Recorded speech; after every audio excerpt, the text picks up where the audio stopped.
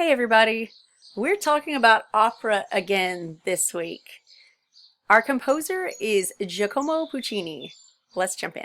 So here is Puccini's picture. He was a composer of the late Romantic period. Honestly, I would probably call him a post-Romantic period. I'm not sure if my face is blocking some of this information. Let's just slide it over in case. He was born in 1858 in Italy and also died there in 1924. And unlike most composers, he did not just take sick and die, but we'll talk about that in a minute. So let's talk about Puccini. Now, when we studied Verdi, I mentioned that he was one of the greatest opera composers of all time. Another one of the greatest of all time is Giacomo Puccini. His full name is Giacomo Antonio Domenico Michele Secondo Maria Puccini. I mean, with a name like that, you gotta be important. And he was. He was born in Lucca, Italy, from a musician family that was very important to their community. His dad, okay, let me count these, his dad, and his great-granddad, and his great-great-granddad, and his great-great-great-granddad, and his great-great-great-great-granddad had all been the church organist at the cathedral, and I have to look at my notes here, of San Martino. And when his father died, Puccini was only age 5. However, with this long line of Puccini organists, the church expected Giacomo to fill those shoes as soon as he was able. So he went to school, began his musical training, and it was pretty quickly evident that this kid, he wasn't exactly knocking it out of the park with his academics and his musical performance. He struggled, and he wasn't a good student. And his early teachers were like, maybe we ought to make other plans for little Giacomo. Maybe church organist just isn't in his future. But his mom didn't give up on him. And she found him a private tutor who also didn't give up on him. And by age 14, he was church organist at the Cathedral of San Martino. Now, I think that's pretty incredible, because if you were really on the struggle bus at 5, I wouldn't really expect you to be off the struggle bus by 14. I mean, really, that was pretty fast. Who knows? And we don't know what his challenges were. Maybe it was just grief over his father. That's a possibility. Maybe he had ADHD and he couldn't focus in a classroom, but that private tutor gave him the chance to focus. What if his mom had given up on him? We wouldn't be talking about him right now, and the world wouldn't have his music. Now, I want to have you think about yourself for a second. You are watching this video because you have someone in your life who is unwilling to give up on you. And you're like, yeah, how do you know that, Miss Hawkins? Well, I know that because you're at RCA. Nobody forces you to come here. Somebody who loves you is paying a lot of money for you to have a unique educational experience. And their motivation could be lots of things. It could be for you to have an education that is distinctly Christian so that you learn and grow in the truth. It could be so that you have teachers who love you and give you the attention you need. It could be any number of things. But somebody has made the investment in you, and I hope you'll treasure that and decide to make the most of it. Confession time. When I was in middle and high school, school was easy, and I didn't really try. It was just like, okay, get through this, get through that, and it was not a challenge. I didn't really work hard, and I didn't really try to absorb the material. I just, got by. When I got to college, it was not as easy to get by. I couldn't just kind of like eat, sleep, and get an A. I had to actually study. And in the past, studying had always been just like, okay, look over this fast enough to flop it back out on a test. But when I got to college, and it's almost embarrassing to admit that it took me this long, but it did. The light bulb basically came on. I could actually be learning this stuff to transform myself. What a concept, right? If you can make the mental shift in your classes that you're not just doing this to tick a box, doing this to click complete, doing this to move on and hopefully forget it as quickly as possible.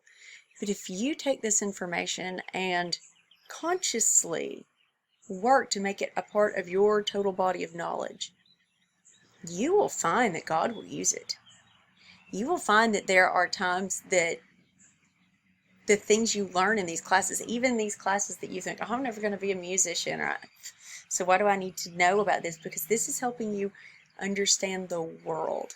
This is helping you understand history and culture. It's going to help you be able to communicate in an educated society more freely and better. And studying music helps you see patterns in the way things work musically that also help you be more quick to see patterns in math and architecture and all kinds of things, and improve your problem solving and artistic sensibility and sensitivity that's going to help you in all kinds of stuff. All right, so pay attention in class is the oversimplified version of that. But be encouraged that Puccini didn't just get by, man. He musically, he made it. He more than made it. So here we are talking about him 100 years later. So Puccini was an organist, but we don't know him as an organist, do we? We're studying opera today, right? Well, Puccini's life was forever changed when he and his brother went to attend an opera performance. It was Verdi's Aida. Verdi! Yeah, that Verdi that composed the Anvil Chorus. Puccini attended one of his live performances and was inspired to start pouring his life into writing opera, which he did. The opera we are studying today is called Gianni Schicchi, and the aria we will hear is O mio babbino caro. The synopsis of Gianni Schicchi, or just kind of the intro, is that there's this rich guy in Italy, and his family is just sitting around waiting for him to die so they can get his money. And eventually he does die, but when they read the will, they find out that he left them nothing. So they bring in this guy called Gianni Schicchi to try to manipulate the situation and get them their money. Well, I mean, is it their money? Okay, so in this particular aria, which is just a song from an opera, it is a daughter begging her father, actually for enough money to marry this guy that she wants to marry. Operas are just full of drama. And so was Puccini's own life. Puccini he met this lady named Elvira. Yes, Elvira, like Elvira, if you know your classic country music. She was a humdinger, as we would say here in the South. They started living together while she was still married to another guy.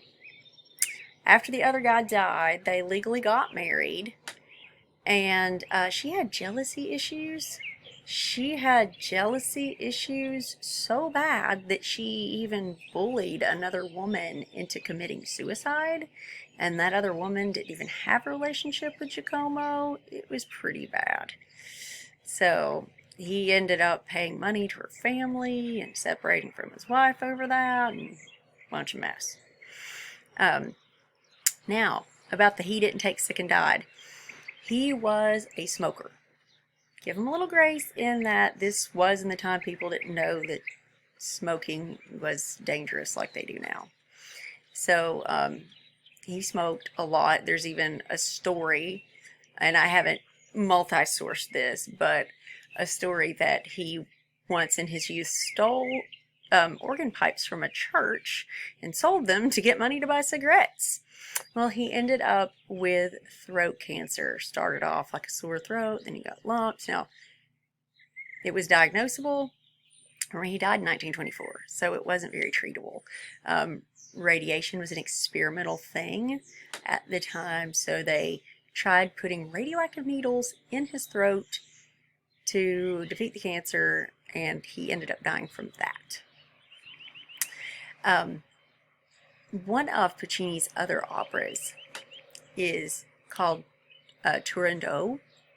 Another famous one is Madama Butterfly. I don't want to forget to mention that one. But Turandot has an aria in it called Nessun Dorma. That is not this week's song, but you owe it to yourself to give that a listen. I'll try to remember to type out the name on your instruction page. Nessun Dorma.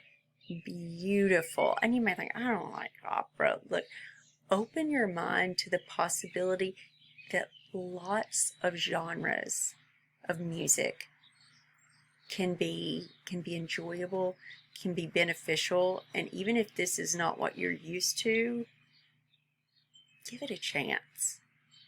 The melody lines in these songs are incredible. They really stir your emotions, and I'd love for you to look it up, and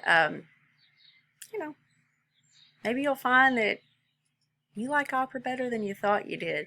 So when people say opera, they usually think about Bugs Bunny with an inappropriate, not that kind of inappropriate, but like, Vikings didn't really wear those hat things and sing opera, which is a whole other story. But Bugs Bunny in a Viking hat, singing out of his range, and Elmer Fudd chasing him.